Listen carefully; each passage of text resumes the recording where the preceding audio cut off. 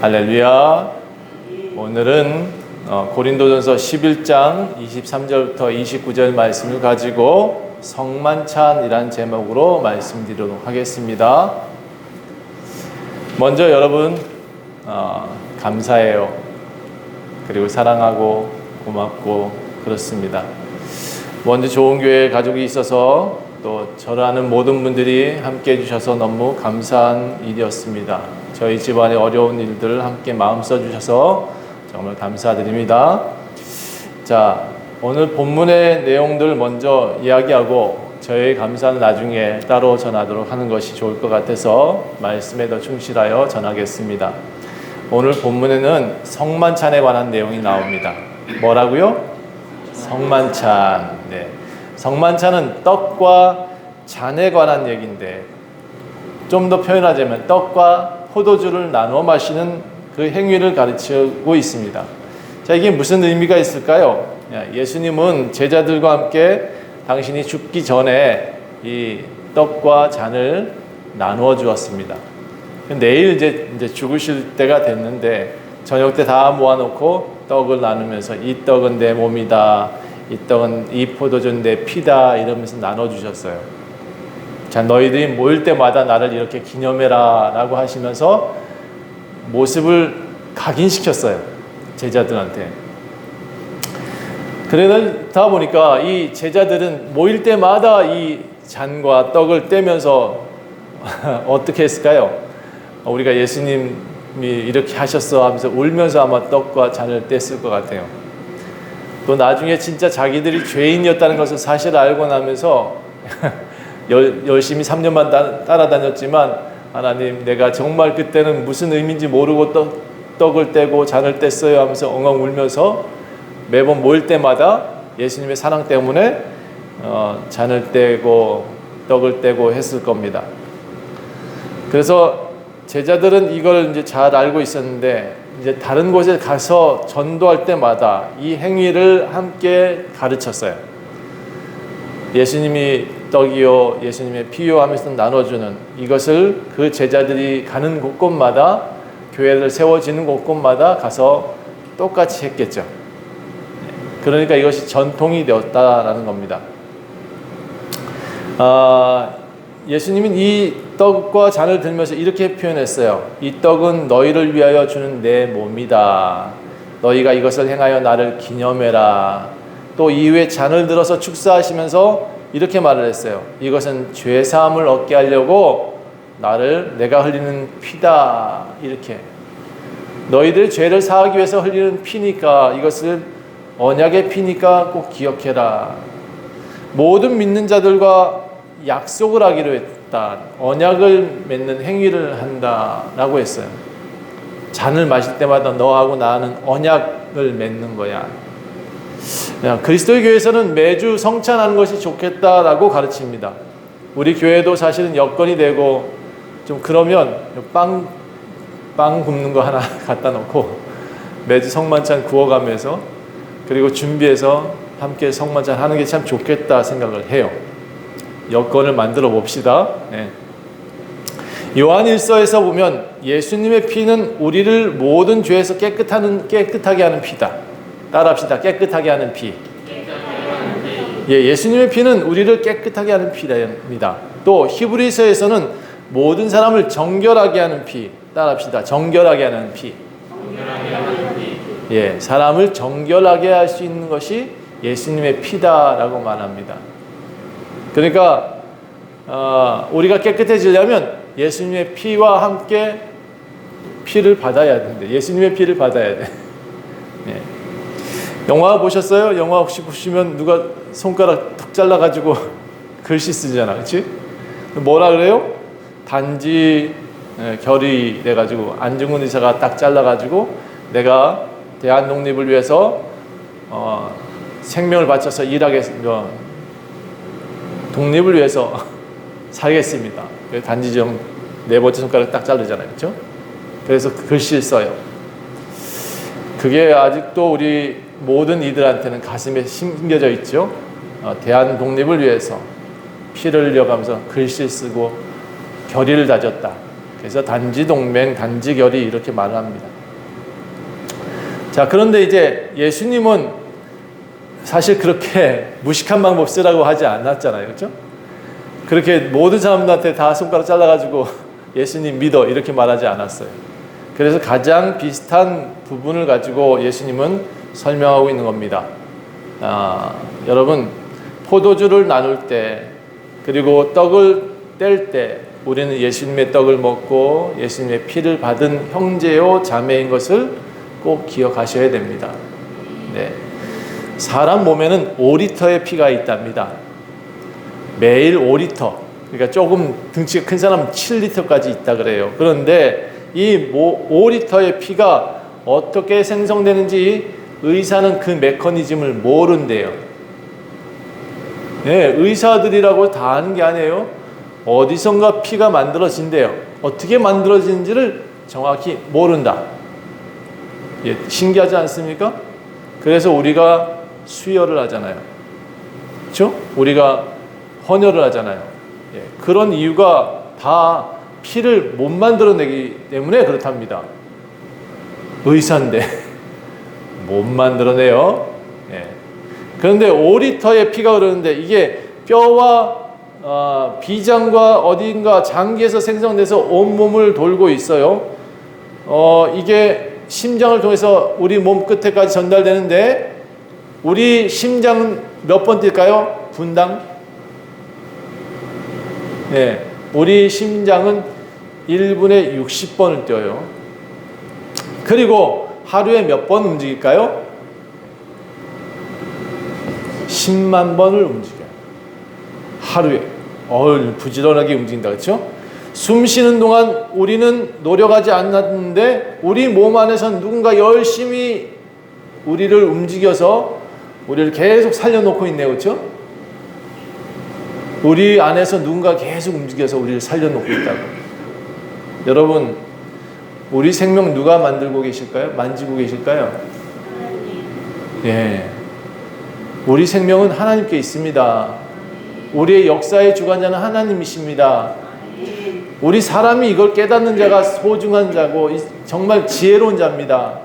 여러분, 우리 안에 생명을 움직이고 계신다니까요. 우리가 숨 쉴 때마다 장기가 움직이고 이게 왜 움직이는지 잘 모르겠어. 계속 움직이고 있어요.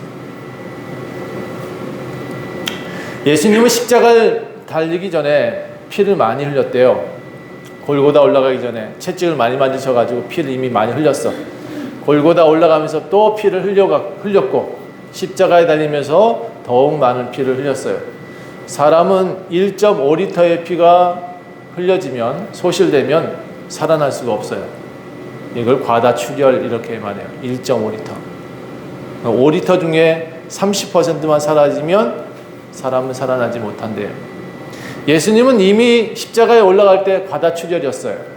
팔과 다리에 쇠못이 박힐 때 이미 그 출혈은 더 심해졌어요. 그래서 예수님이 죽을 때 이렇게 표현해요. 다 이루었다 하고 숨을 거두시죠. 죽은 후에도 이 예수님이 죽었나 안 죽었나 확인하려고 군병들이 예수님의 십자가에 달려있는데 창을 가지고 옆구리를 콱 찔렀어요. 그랬더니 그 옆구리에서 물과 피가 함께 섞여서 나왔다. 자, 이게 의사들이 말하는 삼투압 형상이라서 어쨌든 간에 물이 다 몸에서 빠져나온대요. 그렇게 몸이 빠져나와서 몸의 혈액들이 다 빠진 상태를 확실히 보여준다. 이렇게 해서 예수님은 반드시 죽은 사람이다 라는 것을 증명한다고 말을 해요. 그런데 예수님이 다시 부활했다는 거, 이건 기적 아닙니까? 하나님이 아니시고는 있을 수 없는 일이라는 거예요. 자, 그래서 바울은 이 교회가 든든하게 세워지기 위해서 몇 가지 전통이 있어야 된다라고 오늘 11장에서 말하고 있어요. 그 11장의 전통 중에 가장 중요한 전통이 오늘 성만찬이다 라고 말하고 있는 거예요. 자, 그래서 이거 어쨌든 간에 성만찬에서 뒤에 나오니까 앞에 나오는 전통을 하나 더 만들고자 했는데 이게 고린도 교회에서만 해당되는 것이지 다른 에베소 교회나 갈라디아스 교회나 이런 데선 이 얘기가 나오지 않습니다. 그러니까 조금 여러분 생각해 봐야 돼요. 우리가 이 전반부에 있는 전통을 우리도 받아들일 것인지, 아니면 우리는 공통된 내용만 받아들일 것인지. 자, 전반부에 뭐라 했냐면 고린도 교회에 바울이 좋은 전통을 하나 만들자 했어요. 뭐라고 했냐면 1절 보시겠습니까? 내가 그리스도를 본받는 자가 된 것 같이 너희도 나를 본받는 자가 되라. 너희가 모든 일에 나를 기억하고 있다면 또 내가 너희에게 전하여 준 대로 그 전통을 너희가 지킴으로 내가 너희를 칭찬한다. 그래서 아마 바울이 이미 고린도 교회에서는 이 전통을 가르친 걸로 나와요. 이 전통을 가르쳤대요. 바울은 고린도 교회를 떠나면서 겐그리아라는 곳에 가가지고 안디옥 겐그리아에서 머리를 깎습니다. 머리를 빡빡 깎고 뭐라 했냐면 이제 결혼 안 해.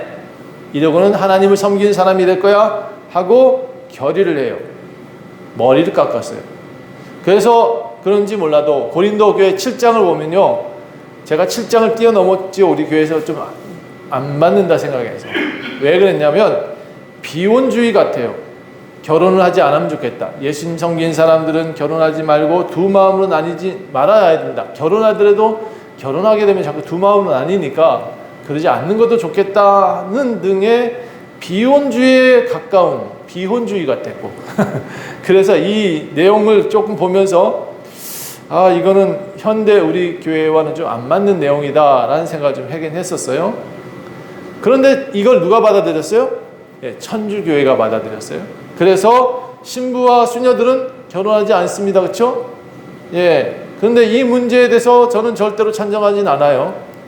결혼하지 않는 것에 대해서 찬성하지 않습니다. 왜 결혼하면서 두 마음을 나뉠까요? 결혼하면 하나님께 더 잘 섬길 수 있는 가정이 되어야 되는데, 그리고 번성하라고 말씀하셨는데 그걸 이루는 게 하나님 뜻이지 라는 생각이 저한테는 있습니다. 자, 그런데 고린도 교회를 떠나오면서 이 머리를 깎아서 그런지 그렇게 서원을 해서 그런지 이 고린도 교회는 좀 엉뚱한 전통을 좀 만들어라 라는 주문을 하고 와요. 그 내용이 뭐냐 보니까 오늘 여성들은 머리에 뭘 쓰라고 나와요. 수건을 쓰라는 얘기가 나와요. 머리를 가려라. 그래서 이 천주교에서는 이 머리에 쓰는 수건을 뭐라 그러냐면 미사보라고 그래요. 미사보. 이걸 머리에다 가려놓고 예배를 드려요. 근데 말이죠, 여자만 할 것이 아니라 남자도 머리에 쓰라 이런 좀 이해가 되는데, 여기 뭐라고 되어 있냐면 여자는 머리에 쓰고 남자는 머리에 쓰지 마라 이렇게 돼 있어요. 이렇게 주문한 이유는 전 잘 모르겠어요. 천주교의 신부님들한테 물었더니 미사보 쓰는 것을 당신들도 모르겠대요. 천주교 신부들도 모른대. 왜 그러냐라고 물었더니 글쎄 아마 그 당시에 고린도 지역의 풍습이 아닐까 그렇게 설명해요. 그래서 바울은 그 지역의 풍습대로 여자들은 머리에 뭘 쓰고 예배드리고 남자들은 쓰지 마라 이렇게 얘기하지 않았을까라고 얘기를 해요. 천주교 신부들이 하는 얘기예요. 그런데 바울은 그 뒤에는 뭐라고 이 논리를 설명하고 있냐면 남자의 머리는 그리스도요 여자의 머리는 남자다. 그리스도의 머리는 하나님이다 이렇게 표현했어요. 남자가 머리에 무엇을 쓰고 기도하거나 예언하게 되면 그 머리이신 예수님을 욕되게 하는 것이다. 남자는 하나님의 형상과 영광이 있어서 남자와 여자만 하나님의 영광이 있나 봐. 그렇게 말을 해요. 남자는 하나님의 형상과 영광이니까 그 머리를 가리지 말고 여자는 남자가 영광이다 이렇게 돼 있어요. 여자는 남자가 영광이니까 머리에 써라 이렇게 돼 있어요. 이게 제 이해가 잘 안 되지만 그렇게 제가 기록된 대로 제가 설명한 거예요. 여자가 머리에 쓴 것을 벗고 뭔가 이 미사보를 벗고 기도하고 예언하게 되면 그 머리가 되는 남자를 욕되게 하는 것이다. 여자가 머리에 미사보를 쓰지 않고 기도나 예언하는 것은 머리를 민 것과 같이 부끄러운 것이다. 이게 여자분들이 들으시면 아마 이거 너무 화를 내실 만한 그런 내용이에요. 그렇죠? 여성 편향주의라고. 조금은 이해 안 되는 논리지만 바울은 여성들에게 머리를 가릴 것을 주문하고 남자는 머리를 쓰지 말라고 주문합니다. 그래서 그런지 옛날에 우리 교회 안에서 남자들이 모자 쓰고 오는 걸 굉장히 싫어했던 것 같아요. 난 지금 이해가 잘 안 돼. 유대인들은 지금도 머리에 뭐 쓰고 예배하잖아요. 그렇죠? 그런데 이 논리와 또 다르죠.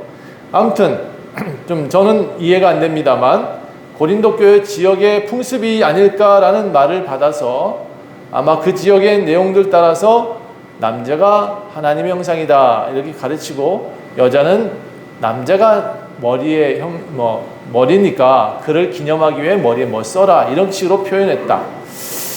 잘 모르겠어요. 어쨌든 그런데 11절 보시면 이게 여성분들의 비난을 인식했는지도 모르겠는데 바울이 이런 말을 하나 남겨요. 주 안에는 남자 없이 여자만 있지 않고 여자 없이 남자만 있지 않으니까 서로 존중해라 이런 말을 남겼어요. 나중에 혼나지 않으려고 아마 이 말을 남긴 것 같아요. 바울은 이 말을 함으로써 교회의 전통을 하나 세워라. 현대 여성들에게는 아마 이 내용을 듣고 아마 되게 반발할 것 같아요. 우리 교회 안에서 만약에 여성들은 머리에 이제부터 미사부 쓰십시오라고 말하면 아마 뛰쳐나갈 사람 되게 많을 것 같아. 예. 자, 그런데 이거는 고린도 교회에 한정되는 전통일 수 있습니다. 여러분 꼭 기억하셔야 돼요. 이건 모든 교회에 다 적용해라 이렇게 바울이 얘기한 건 아니다라는 것을 꼭 기억하셔야 돼요. 두 번째 전통이 뭐냐? 오늘 제목이 되는 성만찬입니다. 개신교회들은 앞의 내용은 지향하지 않습니다. 그걸 따라가지 않아요. 그런데 뒤에 성만찬의 전통은 예수님이 가르쳐 주신 전통이니까 우리 함께 해야 된다라는 공통적인 의견을 가지고 있습니다. 그래서 고린도 교회도 이 전통을 지켜라 라고 바울이 가르친 것 같아요. 바울은 성만찬을 하는 이유를 다음과 같이 말합니다. 분쟁 종식을 위해서 성만찬을 해라. 왜 분쟁이 많았냐? 이 고린도 교회는 싸움이 많았거든요. 고린도파, 아볼로파, 게바파, 거기다가 은사파, 성령파, 파가 왜 이렇게 많은지 몰라. 그 파끼리 서로 뭔가 함께 먹기도 하고 함께 우르르 돌아다니기도 하고 그랬어요. 교회에서 예배 끝나고 밥을 먹잖아요. 어느 파가 먼저 싹 와가지고 싹 쓸이래. 그리고 뒤에 맨 나중에 간 사람은 먹을 게 없어서 두리번 하다가 부스러기 먹고 나왔다. 나 오늘 부스러기만 먹었어. 이런 식으로 서로 간에 싸움이 많은 교회였어요. 그러다 보니까 너네들 이제부터 집에서 밥 먹고 와. 여기서는 성만찬만 해. 이렇게 가르친 거예요. 교회에서는 너희들이 집에서 집이 없어, 밥이 없어. 어떻게 교회 와서 그걸 가지고 싸워? 이러면서 바울이 해야 될 일은 너희들 교회 와서는 성만찬만 하고 가라 라고 좋은 전통을 말하고 있습니다. 이 성만찬을 함으로써 너희가 아주 유치한 문제 하나를 해결하자. 나는 먹었다, 나는 안 먹었다 이런 유치한 거 말고 예수님의 떡과 잔을 들어서 너희는 예수님과 한 몸이다 라는 것을 더 강조해라. 그래서 우리가 교회에서 우리 교회도 지금 그리스도의 교회도 매주 성만찬을 해라 라고 가르치고 있는 겁니다. 자, 23절 보겠습니다. 오늘 본문의 내용이죠. 내가 너희에게 전한 것은 주께 받은 것이니 곧 주 예수께서 잡히시던 밤에 떡을 가지시고 축사하셔서 떼어 이르시되 이것은 너희를 위하여는 내 몸이니 이것을 행하여 나를 기념하라. 또 식후에 그와 같이 잔을 가지시고 이르시되 이 잔은 내 피로 세운 새 언약이니 이것을 행하여 마실 때마다 나를 기념하라. 이 떡을 먹으며 이 잔을 마실 때마다 주의 죽으심을 그가 오실 때까지 전하라. 이렇게 명령과 부탁이 함께 있습니다. 예수님의 성만찬을 함으로 교회가 성도들이 예수의 피와 예수의 자녀로 하나가 되라라고 말하고 있는 겁니다. 이것을 고린도 교회의 전통이라고 표현하고 있습니다. 현대 교회에도 이 전통을 따라서 성만찬이 보편화되었고 지금도 어느 교회나 성만찬을 하는 것이 좋겠다라고 가르치고 있습니다. 그런데 이 성만찬 매일 하면 폐단이 없을까요? 네, 매일 하면 폐단이 생겨요. 그래서 형식으로 치우칠 여지가 있기 때문에 바울은 한 가지 당부를 합니다. 저는 사실 이제 성만찬을 매주 하지 못하고 있는 상황이긴 한데 매일 하더라도 이 마음은 잊으면 안 된대요. 성만찬 할 때 어떤 마음을 가지고 해야 되냐? 아, 오늘 난 성만찬 했어. 나 오늘 성만찬 못했어. 이런 식으로 얘기하지 말고요. 그냥 이 마음을 가지래요. 자, 첫 번째, 모일 때마다 예수님을 기념하는 마음으로 성만찬을 때라. 무슨 마음? 예수님을 기념하는 마음. 그 예수님 뭐 했어요? 십자가에 죽으시고 채찍 맞으셔서 그 몸이 다 찢겨나가는 것을 기억하라는 거예요. 떡은 예수님의 모습. 떡을 찢어야 되잖아요. 그렇죠? 그리고 잔은 예수님의 피. 그렇게 우리가 그 고통을 함께 나눈다라는 의미가 함께 포함되어 있습니다. 그래서 그리스도교회는 매주일 성만찬을 하자고 합니다. 그런데 장로교회, 감리교회는 어떨까요? 가끔 절기 때나 세례식 때 이 성만찬을 합니다. 순복음교회는 매달 첫째 주에 성만찬을 합니다. 그 이유가 모두 형식에 치우칠까봐 그런다라고 저희한테 설명을 합니다. 그런데 사실 그게 중요한 게 아닙니다. 횟수가 중요한 게 아니고 가끔 하는 거, 뭐 많이 하는 거, 매일 하는 거, 이게 중요한 것이 아니라 정말 중요한 것은 횟수가 아니다. 마음 자세다. 따라합시다. 마음 자세. 성만찬을 어떻게 해야 되느냐? 떡을 뗄 것이냐, 잔을 뗄 것이냐, 뭐 카스텔을 뗄 것이냐, 이런 문제가 중요한 것이 아니라 마음이 중요하다. 누구든지, 성경에 보니까 누구든지 주의 떡과 잔을 합당하게 먹고 마시는 자는 주의 몸과 피에 대해 죄를 짓는 것이 된다. 합당하게 먹고 마시는 자는 주의 떡과 잔을 합당하게 먹지 않는 사람이죠. 그렇죠? 그런 사람들은 죄를 짓게 되는 것이다. 그러니까 사람이 자기를 먼저 살피고 그 후에 이 떡을 먹고 마셔라. 이렇게 돼 있어요. 주의 몸을 분별하지 못하고 먹고 마시는 자는 자기 죄를 먹고 마시는 것이다. 자, 1번. 자기를 살펴라. 예, 자기를 살펴라. 경건하게 나가요. 주의해야 될 첫 번째 내용이 뭐냐? 횟수가 아니라 내가 지금 이 성만찬을 뗄 수 있는 존재야 아니야를 체크하는 거예요. 자, 어떤 사람이 성만찬을 뗄 수 있을까요? 저는 솔직히 세례 받은 사람이 성만찬을 떼야 된다라는 주의는 조금 반대하는 편입니다. 우리 그리스도교 어르신들이 얘기 들으면 좀 화를 낼 이야기인데 저는 어린아이도 다 떼게 했어요. 왜냐하면 그 형식을 배우기 위해서. 그런데 의미를 배우기 위해서 가르쳤으나 여기에 이렇게 표현합니다. 예, 사람 눈물 나게 하는 사람, 바깥에서 사람 괴롭힌 사람, 그런 사람이 교회에 와서는 나는 성도요 하면서 성만찬 떼는 거 하지 말래요. 어떻게 바깥에서도 인정받고 교회에서도 인정받는 그런 사람이 성만찬을 떼라고 말하고 있어요.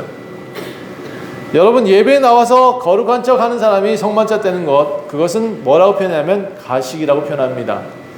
예배를 드려야 될 만한 사람들이 드리는 것이 저는 좋겠다. 물론 교회에 나와서 죄를 씻고 가야 되겠죠. 그렇다고 성만찬 마셨다고 죄가 씻어지나? 그건 아니라는 겁니다. 여러분, 그래서 자기를 먼저 살피고 성만찬을 해라. 그러니까 성만찬이 매주 있더라도 내가 지난주에 남을 많이 울게 했어, 남을 괴롭게 했어, 남한테 사기쳤어, 떼면 안 된다는 거예요. 그 사람이 그거 떼는 순간 자기 죄를 먹고 마신다. 자, 그래서 성만찬은 형식이 아니라 마음과 정성이다. 꼭 기억해야 됩니다. 저는 가진 것이 없어도 주변 사람들한테 기쁨이 되는 그런 사람들이 모여서 성만찬을 했으면 좋겠어요. 우리 교회는 부자가 없어도 좋아요. 다 와서 성만찬을 했으면 좋겠어요. 왜? 우리 교회는 사랑하는 사람들만 모였으니까. 저는 오늘도 떡과 잔을 마셔서 참 교회에 와가지고 이 떡과 잔을 마시면 내 죄를 없애볼까 하는 그런 사람이 있다 그러면 그 성만찬 안 하는 게 도리어 좋겠다. 결국 성만찬에 참여한다는 것은 뭐예요? 마음과 정성을 다해서 주 너희 하나님을 사랑해라 하는 그 의미를 함께 나누는 것입니다. 그리고 이 성만찬을 땜으로써 나는 예수와 나는 하나가 되었습니다 라는 것을 표현하는 겁니다. 우리가 매주 세례를 받을 수 없잖아요. 그러니까 나는 성만찬 떼면서 나는 예수님의 피가 흐르고 있습니다 라고 하는 그런 모습을 내가 스스로 결단하는 거죠. 마음과 정성과 뜻을 다해 주 너희 하나님을 사랑해라. 그래서 떡과 잔에 참여하는 겁니다. 성만찬 하면서 우리는 어떻게 돼요? 예수님의 피를 함께 나눠 마신 형제요 자매요 그렇게 되잖아요. 그렇죠? 더 결속할 수 있는 방법이 된다. 그래서 우리 형제님, 우리 자매님이 되는 거예요. 우리 안에는 누구의 피가 흐르고 있다고요? 예수의 피가 흐르고 있다고요. 우리는 그래서 결국 예수님의 형제요 하나님의 자녀가 되는 것입니다. 자, 내 안에 따라합시다. 내 안에 예수 있다. 이게 굉장히 중요한 사실이에요. 내 안에 예수가 흐르고 있어요. 내 삶 속에서 예수가 나와 함께 살아가고 있다. 그래서 우리가 성만찬 할 때마다 그것을 기억하기 위해서 하나가 되고 예수님과 하나가 되기 위해서 성만찬에 참여하는 것입니다. 자, 원주 좋은교회도 이제 좋은 전통을 하나 만들어 갑시다. 어떤 전통? 우리가 예배 끝나고 모두 다 손잡아주고 사랑한다고 하는 전통. 그리고 모일 때마다 서로를 위해서 기도해주는 전통. 아, 권사님 저도 이렇게 기도 좀 해줘요 하면 서로 붙잡고 함께 기도해줄 수 있는 그런 전통. 서로 보듬어주는 전통. 아주 기본적인 전통부터 우리가 지켜야 뭐 거창한 것도 지킬 수 있지 않겠습니까? 그래서 여러분한테 가장 기본이 된 전통을 먼저 설명해 봅니다. 서로 힘들고 어려울 때 위로해주는 전통. 내게 좋은 것이 생기면 그 성도들 생각나면 먼저 줄 수 있는 전통. 좋은 일이 있을 때나 나쁜 일이 있을 때 서로 축하해주는 전통.